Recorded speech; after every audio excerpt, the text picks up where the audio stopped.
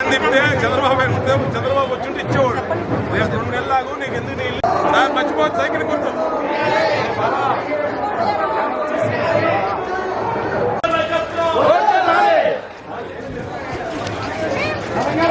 Video అండి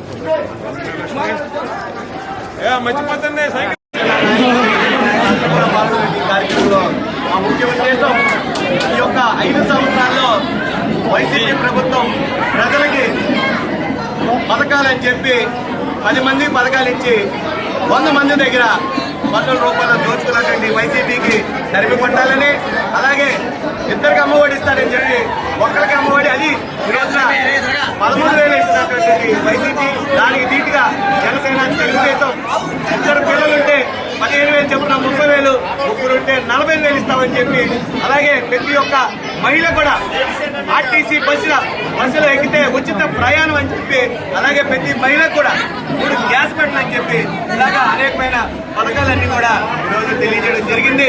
ఈ రోజున మేము కానీ జనసేన కానీ తెలుగుదేశం కానీ ఉమా గారు అలాగే చిన్ని గారు ఎక్కడికి వెళ్ళినా కూడా ప్రజలు బ్రహ్మరథం పడుతున్నారు. ఈ రోజున వైసీపీ ప్రభుత్వం మరి ఎక్స్పైర్ అయిపోయింది, దాన్ని తరిమేస్తాం.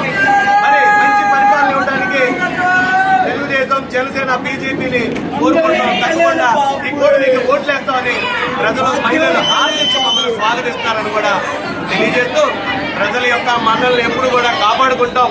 వారు ఏదైతే భవిష్యత్తు గ్యారంటీ అని చెప్పి తెలుగుదేశం జనసేన బీజేపీ వచ్చిందో రాబోయే 5 ఏళ్లు ప్రజల యొక్క భవిష్యత్తుని దృష్టిలో పెట్టుకొని వారికి అండగా నిలబడతామని చెప్పి కూడా